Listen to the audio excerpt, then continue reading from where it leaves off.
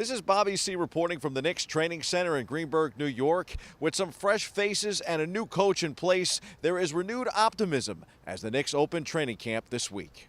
So far, it's good vibes around here. It's good energy around here, and it's good to be in an environment like this right now. We'll see. It's hard to say. I just got here from Europe. I'm still adjusting to the time difference. So. But it's good energy around here, and that's the first thing that I saw, and I'm happy about. I mean, I can't wait to get in front of the fans. I know it gets pretty crazy in there, so I'm really looking forward to finally stepping on the Madison Square Garden and be able to play in front of the fans. I mean, it's going to be a great experience. I mean, I'm up to the challenge. I mean, I know it's a hard place to play in, but I mean, that's why I kind of been raised at. I mean, I work really hard to be where I'm at now, so I'm definitely ready to embrace that challenge. Just being here with the guys, I just think the culture is different, and everybody's excited for this season. And one of the things that Coach always talk about is we're going to get after it, but we're also going to check our egos at the door. And so with that being said, I mean, I'm still excited about this season, and my mindset is just to come in and be prepared and do whatever the coach asks of me. How would you evaluate where you've come from in terms of, from your rookie season to now? I'm just in a better frame of mind. I went through a lot over there in Denver, good and bad. So it's definitely matured me in a way, and I'm grateful for it. Honestly, I wouldn't change my journey. I'm happy to be a New York Knick right now, and I'm just going to go out there, like I said, mentally and physically, just try to be the best I can be.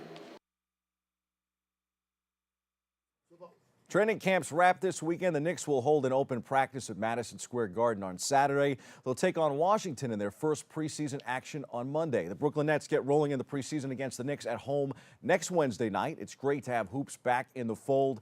The NHL preseason is well underway. The Islanders will take on Buffalo tonight at 7 p.m. The Rangers and Devils will be back in action next week. The Bronx Bombers will wrap the regular season this weekend in Boston, where the Yanks will meet their longtime rival for 3 games starting tonight. Jay Happ opposes Boston's Brian Johnson. Saturday's matchup features Lance Lynn taking the hill for the Bombers and towing the rubber against Nate Eovaldi. Ace Luis Severino will close out the season against Rick Porcello.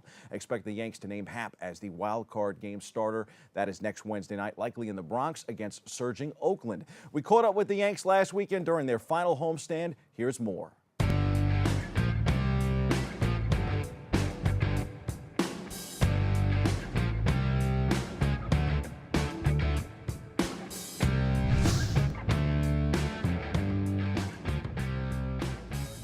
The guys getting on base, that's how it started, and just got a good ball to hit right there, and then we just kept on scoring runs. I mean, that just shows you what this team can do. We don't rely just on one person. It's a whole team. Everybody's putting the work in and trying to get better. That's what shows you what we can do. We're playing as good as we can.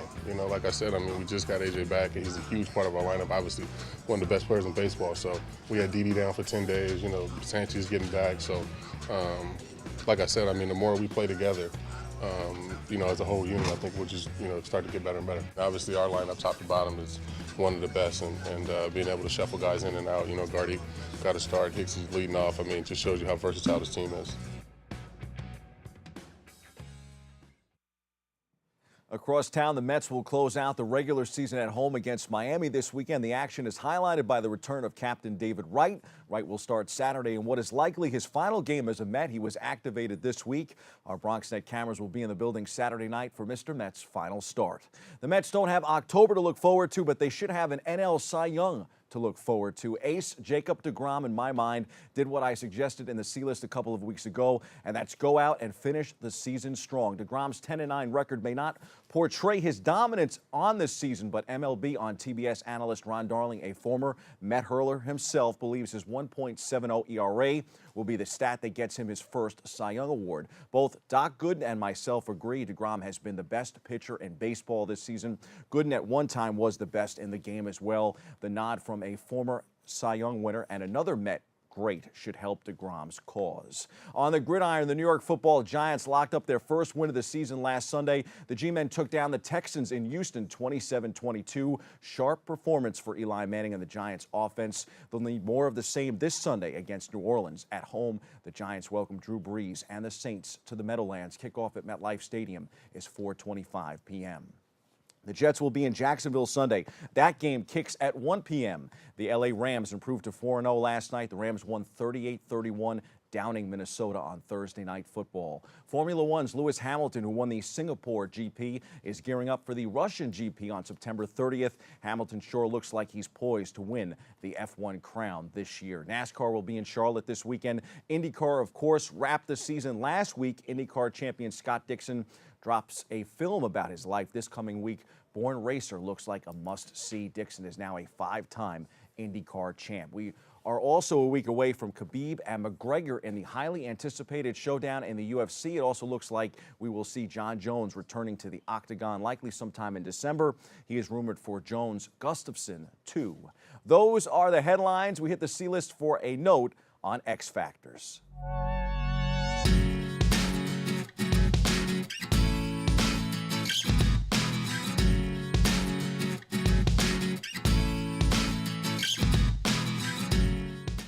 Postseason to me is all about the unknown fall classic heroes. Guys you would never expect to hear from suddenly emerge this time of year to forever etch their names in lore. While the Mets won't be a player in October this fall, the Yankees will have to fight the one-game playoff against arguably the hottest team in baseball in Oakland next Wednesday night. No easy task, only to set up a showdown with arguably the best team in baseball in Boston. The Red Sox clinched MLB's best record on Monday, the 5th time the Sox have had the majors top mark. They did it in 1903, 1912, 1915, and 1946. By the way, Boston won it all 3 of those 4 times. The Pinstripers are banged up. Their pitching is still a bit suspect. And honestly, the only thing they do really well, and perhaps consistently, is hit home runs, something that seems to come and go for a lot of teams come playoff time as the pitching and the stakes rise. With all of that said, I still think the Yankees have possibly the best roster of any of the teams in the playoff hunt. In fact, I think they have underachieved to a certain degree.